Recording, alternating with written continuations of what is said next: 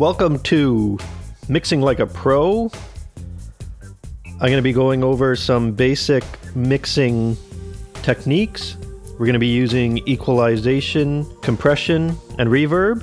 And I'm going to give you guys some examples of each and some pro ways of how to use each. The basic rule of mixing is if it sounds good, it is good.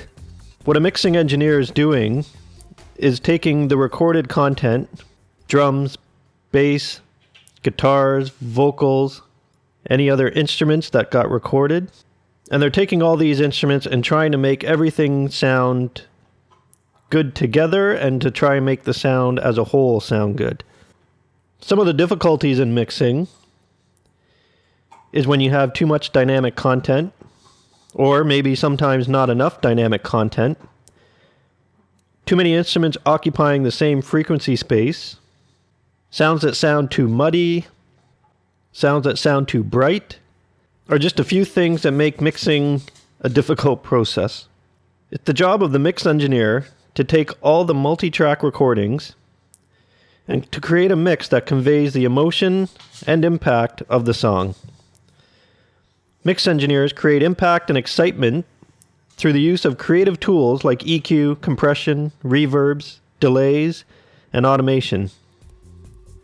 So in other words, we need to make it sound good, so it is good. So the first of the three areas that I'm going to be covering is equalization.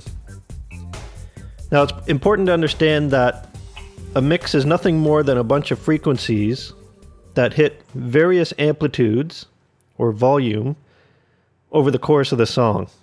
The human ear hears between 20 hertz and 20 kilohertz. Everything we hear falls within this range, and instruments occupy certain frequencies more than others. So for example, a bass guitar, most of its amplitude or volume is around 80 hertz. The human voice, or a vocal track, most of its amplitude is between 2 and 4 kilohertz. So when you visualize your mix, you should see where all your instruments occupy certain frequency ranges. Most instruments have dominant frequency ranges, or the meat of the sound. However, they still occupy other areas of the frequency range, but just not as much. So you're not just mixing instruments together as far as volume, you're actually mixing frequency ranges of your multiple sound sources. If two sound sources occupy the same frequency range, the sound can sometimes sound muddy or maybe not clear. So an example of this would be a vocal track and a guitar track. The main frequency area that a vocal track takes up is between 2 and 4 kilohertz. The guitar track also takes up most of its energy in this same range. So there's going to be some frequencies that are going to sound muddy, or sometimes the frequencies won't sound as clear in those range, in those two instruments. So I'm going to show you an example between the vocal track and the guitar track, and without using the volume control, I'm going to use the EQ to raise and lower the frequency range in the 2 to 4 kilohertz area to show you that the vocal track can become muffled or less clear depending on how I affect the guitar EQ range. Okay, so in this example, I'm going to show you two instruments that are going to battle each other in a certain frequency range. So I've chosen the guitars and I've chosen the lead vocal track. So what I've done to show this example a little easier is I've grouped all three guitar tracks into one group track. So now I can control the EQ of all three tracks at the same time by using the group track. So now I'm going to open the edit group channel, which brings me to my EQ section. And as you can see, I was talking before about 20 hertz to 20 kilohertz. So this is the frequency range that these instruments are going to fall under. And each area of the frequency range is going to be where different instruments lie as far as where they're most powerful or where the meat of their sound is. So anything above 0, you're going to be boosting the volume in that EQ range.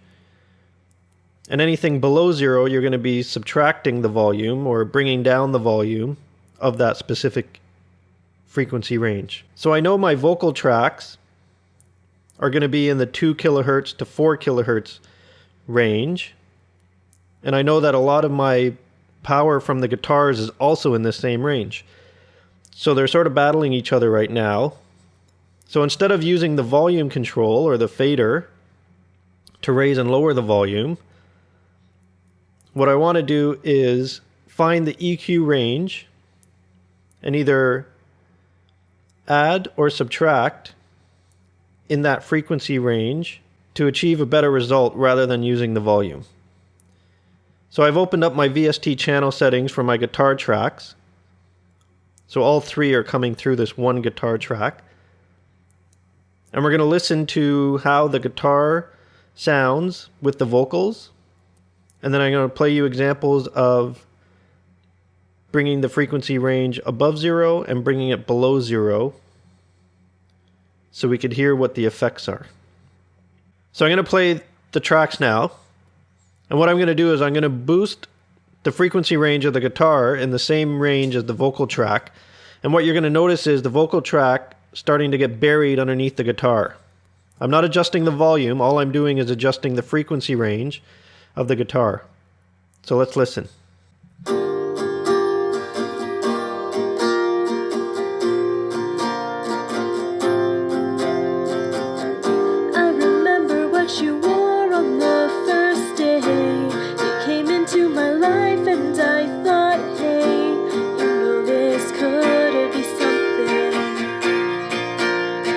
So now we hear the frequency range of the guitar in that 2 kilohertz area. So now the vocal track's getting a little bit buried now because I boosted the guitar frequency range in that area. So now listen to the guitar and the vocal as I bring the guitar EQ down.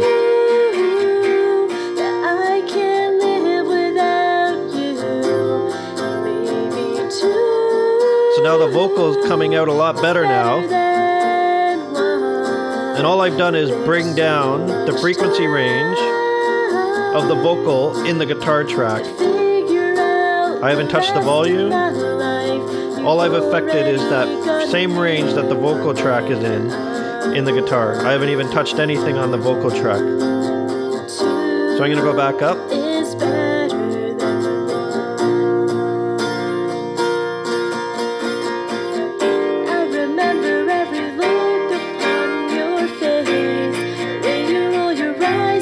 So once again, it's sort of hard to hear the vocal track.